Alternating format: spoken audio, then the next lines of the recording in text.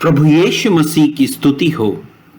प्रभु यीशु मसीह के नए दिए नियम द्वारा रक्षा के इस व्हाट्सएप ग्रुप में मेरे साथ इस समय उपस्थित होने के लिए मैं आप सबका धन्यवाद करता हूं। सबसे पहले मैं प्रभु यीशु मसीह को मुझे एक और अवसर प्रदान करने के लिए धन्यवाद देता हूं। उनकी स्तुति हो कि उन्होंने हमें परमेश्वर के वचन के द्वारा आशीर्वाद दिया कि हम उनके वचन से आपसे बात कर सकें और वचन के द्वारा हम सब एक ही विश्वास में आ सके। अवसर पर मैं एडमिन के भाइयों को भी धन्यवाद देना चाहता हूं जिन्होंने मुझे यहां अवसर प्रदान किया। आज का हमारा विषय है परमेश्वर का व्यक्तित्व। परमेश्वर में कितने व्यक्ति हैं, यह आदिकाल से ही बड़े चर्चा का विषय बना रहा है।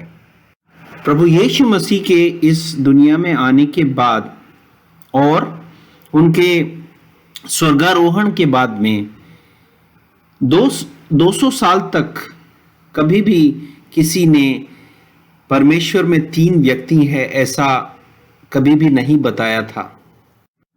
परंतु दूसरे और तीसरे सदी में यह बड़े चर्चा का विषय बन गया और जब कॉन्स्टेंटीन नामक एक राजा जो कि रोम का राजा था, उसके दरबार में जब एक मीटिंग हुआ, उस मीटिंग में कई तरह के बातें रखी गई और उसमें यह तय किया गया कि परमेश्वर 3 व्यक्ति है। तो ये क्या प्रभु के वचन में है? क्या प्रभु का वचन ऐसा कहता है कि परमेश्वर 3 व्यक्ति है? यह हमें वचन के द्वारा देखना चाहिए और सीखना चाहिए। हमें यह मतलब नहीं कि ज्यादातर लोग क्या विश्वास रखते हैं, हमें यह देखना है कि परमेश्वर ने हमें वचन द्वारा क्या बताया है। गलातियों की पुस्तक 1 अध्याय 8वां अध्याय, यहां पौल हमको बताते हैं कि कोई भी दूसरा सुसमाचार नहीं है। उन्होंने जो पहला सुसमाचार सुनाया था, सारे यीशु के पहले शिष्यों द्वारा वही सुसमाचार है। तो कोई भी इस पहला सुसमाचार जो कि यीशु के शिष्यों ने जो सुनाया था, उसके अलावा कोई भी सुसमाचार हमें सुनाता है तो वो व्यक्ति श्रापित है। और किसी भी श्रापित व्यक्ति के सुसमाचार या कुसमाचार को सुन हम कभी भी ईश्वर के परमेश्वर के व्यक्तित्व को नहीं जान सकते। तो आइए हम वचन से देखते हैं कि परमेश्वर का व्यक्तित्व क्या है, परमेश्वर कौन है। क्या हमें वचन बताता है कि क्या परमेश्वर में 3 व्यक्ति हैं या परमेश्वर एक ही व्यक्ति है, एक ही प्रभु है। व्यवस्था विवरण की पुस्तक 6वां अध्याय 4वां वाक्य, इसमें मुख्य कल्पना बताई गई है। यह कहा गया है, हे इस्राएल सुन, यहोवा हमारा परमेश्वर है, यहोवा एक ही है। तो क्या प्रभु यीशु मसीह जब इस धरती पर जड़ में प्रकट हुए तो क्या उन्होंने ये कल्पना को बदल दिया? ये हम देखते हैं मरकोस की पुस्तक अध्याय 12 और उसमें 28 और 29 वाक्य। और शास्त्रियों में से एक ने आकर उनसे विवाद करते सुना और यह जानकर कि उसने उन्हें अच्छी रीति से उत्तर दिया, उससे पूछा कि सबसे मुख्य आज्ञा कौन सी है? ध्यान कीजिए, सबसे मुख्य आज्ञा कौन सी है? यीशु ने उन्हें उत्तर दिया, सब आज्ञाओं में से यह मुख्य है कि हे इस्राएल सुन, प्रभु हमारा परमेश्वर एक ही प्रभु है। जो वहां पे प्रभु यूज किया गया है वहां उसका मतलब है अडोनाई, क्योंकि ग्रीक से यह ट्रांसलेट किया गया है। अडोनाई यानी कि यहोवा, हमारा यहोवा ही प्रभु है और यहोवा एक ही है। तो यीशु मसीह ने भी यही कल्पना को फिर से बताया कि यह सबसे मुख्य कल्पना है। आप ही सोचिए, अगर कोई मुख्य कल्पना या मुख्य एक रूल किसी भी जगह आपको बनाया जाए, कोई गवर्नमेंट बनाए, तो क्या उसमें हम लोग जब कोई चीजें उसके विपरीत करते हैं तो क्या हमें सजा नहीं मिलती है? तो ये परमेश्वर की सबसे मुख्य कल्पना है। इसको हम पालन नहीं करेंगे तो क्या हमें परमेश्वर की क्या आशीष प्राप्त होगा? क्या परमेश्वर हमें नित्य जीवन देगा? मुझे तो नहीं लगा। इसीलिए मैंने काफी वचन में ढूंढा कि क्या कहीं प्रभु 3 है ऐसा लिखा गया है, पर मैंने जहां भी देखा तो मैंने पाया कि प्रभु तो एक ही है। फिर ये पिता पुत्र परमेश्वर ऐसा क्यों हमें बताया गया कि ये 3 व्यक्ति हैं? तो आज हम वचन से देखेंगे कि परमेश्वर कैसे एक ही है। यूहन्ना की पुस्तक 4 अध्याय और उसका 24वां वाक्य, उसमें कहा गया है कि परमेश्वर आत्मा है। परमेश्वर शरीर या जड़ नहीं है। परमेश्वर आत्मा है और आवश्यक है कि हम उसके भजन करने वाले आत्मा और सच्चाई से भजन करें। हम जो कि उसका भजन करते हैं आत्मा और सच्चाई में भजन करें। तो बताइए, अगर परमेश्वर का वचन कहता है कि हम एक ही प्रभु की आराधना करें, एक ही प्रभु में विश्वास रखें और हम उस सच्चाई को ना जाने, तो क्या हमारा भजन प्रभु को स्वीकार्य होगा? यह मुझे नहीं लगा। तो फिर मैंने और वचन में ढूंढा कि अगर परमेश्वर आत्मा है तो परमेश्वर को किस तरह से पुत्र के साथ में जोड़ा जा रहा है, कि परमेश्वर से अलग पुत्र कैसे हुआ और पवित्र आत्मा कैसे एक अलग व्यक्ति हो सकता है। इब्रानियों की किताब 2 अध्याय 14वां वाक्य, इसमें लिखा है, इसलिए जब पुत्र मांस और लहू के भागी हैं तो वह आप ही उनके समान उनका सहभागी हो गया, ताकि मृत्यु के द्वारा उसे जिसे मृत्यु पर शक्ति मिली थी अर्थात शैतान को निकम्मा कर दे। तो प्रभु परमेश्वर जो आत्मा है उसने एक पुत्र का रूप धारण कर इस दुनिया में प्रकट हुए और प्रकट होकर उन्होंने हमारे लिए जान दिया, लहू बहाया, ताकि हमें पुत्र बना सके और शैतान को निकम्मा कर दे। सो पुत्र उसका शरीर था और उसकी आत्मा कौन सी थी, यहां हमें वचन द्वारा अभी बताया जाएगा। अब बड़े ध्यान से सुनिए।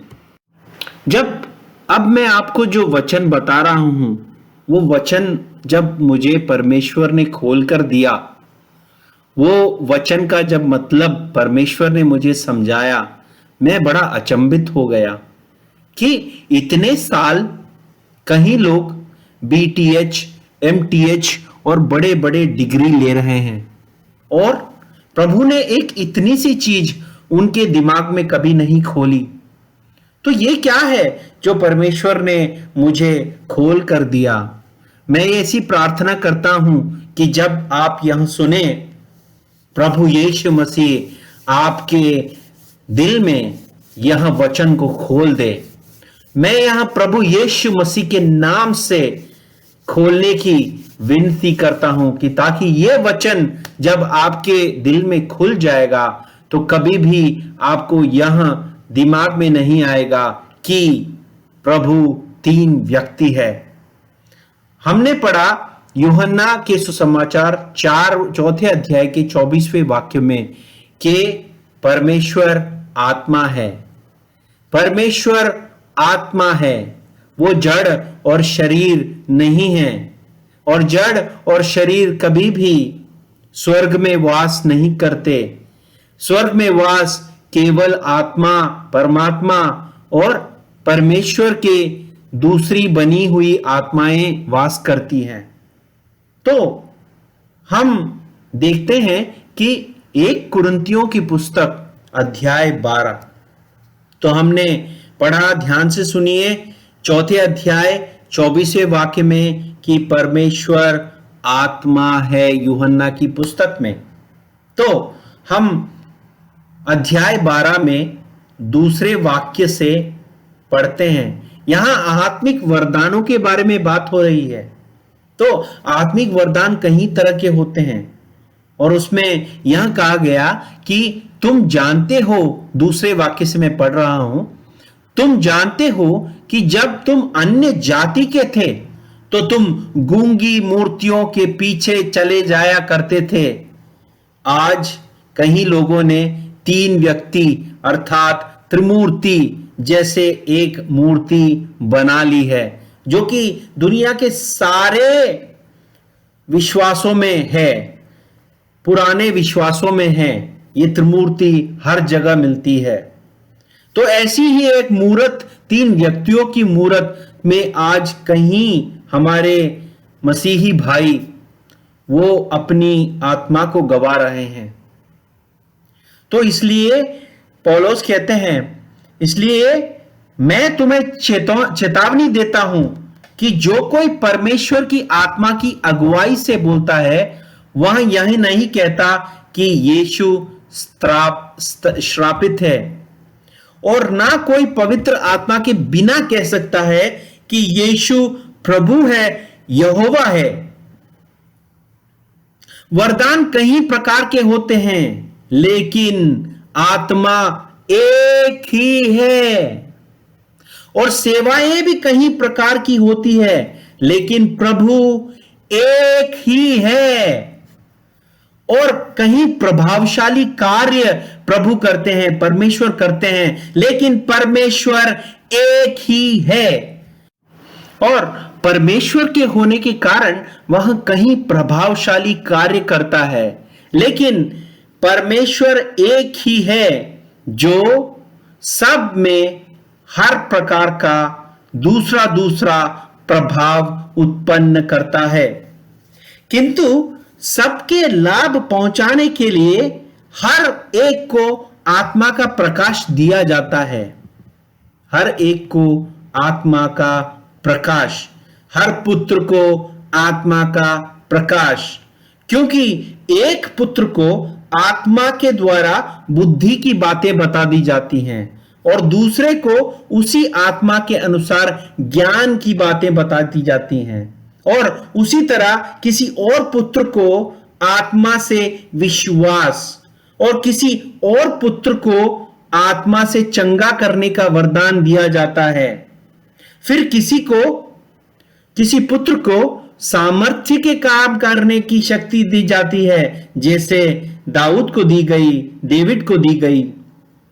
और किसी को भविष्यवाणी की शक्ति दी जाती है उसी आत्मा के द्वारा, और किसी को आत्माओं की परख, और किसी को अनेक प्रकार की भाषा, और किसी को भाषाओं का अर्थ बताना। ये सब परमेश्वर के पुत्रों को दी जाती है। परंतु ये सब प्रभावशाली कार्य वही एक आत्मा करवाता है। ध्यान दीजिए भाइयों और बहनों, परमेश्वर की एक ही आत्मा है, वो हर काम उसी आत्मा से करवाता है, और जिसे जो वह चाहता है उसे बांट देता है। वह एक ही आत्मा को दूसरी तरफ बांट कर वो अपने राज्य की कामों को करता है।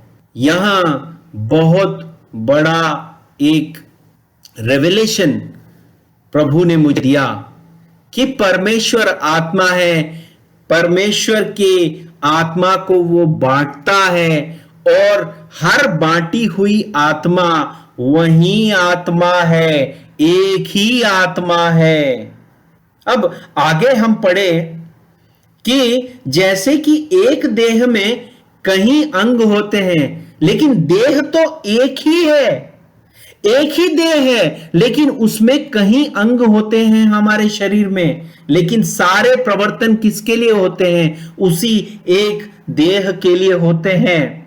तो जैसे कि कहीं अंग होने पर भी देह एक ही है, उसी तरह ही क्रिस्तु भी है।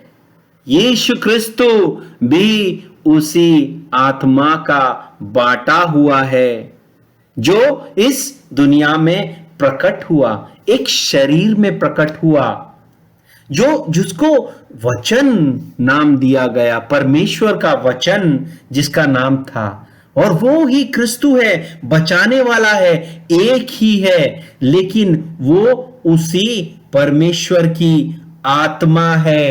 एक ही आत्मा है, एक ही आत्मा को बांटकर परमेश्वर कहीं काम करता है। वो तीन नहीं है, वो एक ही आत्मा है, और एक ही आत्मा को उसने कईयों में बांट, जिसमें कि क्रिस्तु भी एक आत्मा है। वो आत्मा द्वारा हमारा उद्धार किया गया। तो कोई भी अगर अब व्यक्ति इन वाक्यों को पढ़ ले, 1 कुरिन्थियों के अध्याय 12 को समझ ले, तो कभी भी वो ये 3 व्यक्तियों के जाल में कभी नहीं फंसेगा। सबसे मुख्य कल्पना है कि प्रभु एक ही है, यहोवा एक ही है, और अगर शैतान हमको दूसरा कुछ सिखा देता है तो उसने एक मूर्ति बनाकर हमारे सामने रख दी है, और जो भी परमेश्वर को छोड़ किसी और मूर्ति की आराधना करेगा उसका उद्धार कभी भी नहीं हो सकता है। तो मेरे भाइयों और बहनों, यहां सत्य सुसमाचार है जो पहली सदी में यीशु ने अपने शिष्यों द्वारा हमको दी, लेकिन दूसरी और तीसरी सदी में कहीं चालाक लोग आए, उन्होंने परमेश्वर के सच्चे सुसमाचार को बदलने की कोशिश की, और इस बदलने की कोशिश थी जो कि 325 में कॉन्स्टेंटाइन नामक एक रोमन राजा के दरबार में जो 3 व्यक्तियों का एक जो नया विश्वास उत्पन्न हुआ, और उसके उत्पन्न होने से पूरे मसीही लोग एक दूसरे के खिलाफ आ गए और कई तरह के चीजों में बढ़ गए, कई तरह के विचारों में बढ़ गए। पर हमने क्या देखना है? हमने यह देखना है कि पहली सदी में यीशु मसीह ने जो अपने शिष्यों को दिया, उस सुसमाचार में हम वापस आए। अगर उस सुसमाचार में अगर हमने वापस नहीं आए तो एक श्रापित सुसमाचार के द्वारा हमारा विनाश हो जाएगा। इसीलिए पौलुस कहता है गलातियों की पुस्तक में, जैसा हमने पहले कह चुके हैं, 9वें वाक्य में कहा, जैसे हम पहले कह चुके हैं वैसा ही अब फिर कहता हूं कि उस सुसमाचार का छोड़ जिसे तुमने ग्रहण किया है, यदि कोई और सुसमाचार सुनाता है तो वो श्रापित हो। अब मैं क्या मनुष्य को मानता हूं या परमेश्वर को? क्या मैं मनुष्यों को प्रसन्न करना चाहता हूं? यदि मैं अब तक मनुष्यों को ही प्रसन्न करता रहता तो मसीह का दास ना होता। तो भाइयों, मैं तुम्हें जताए देता हूं कि जो सुसमाचार मैंने सुनाया है वह मनुष्य का नहीं है। तो मेरे भाइयों और बहनों, जो पहले सुसमाचार सुनाया गया उसमें हमें बता दिया गया कि परमेश्वर आत्मा है, और परमेश्वर अपने आत्मा को ही बांट कर विभिन्न काम अपने राज्य के लिए करता है।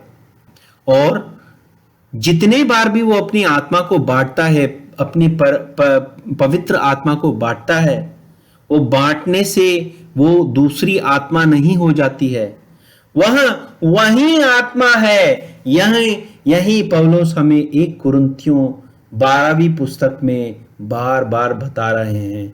तो इस सच्चे सुसमाचार में वापस आए, और एक ही प्रभु है और एक ही हमारा यहोवा है, जो यहोवा शुआ यहोशुआ यीशु बन गया और हमारे उद्धार के लिए इस दुनिया में आया। वही क्रिस्तु जो कि परमेश्वर की आत्मा है, वह जड़ धारण कर हमें इस दुनिया में उद्धार करने के लिए आया और उसके नाम पर हम विश्वास कर उद्धार पाएं। प्रभु यीशु मसीह इस वचन द्वारा आपको और आपके सारे परिवार को आशीष दे। धन्यवाद।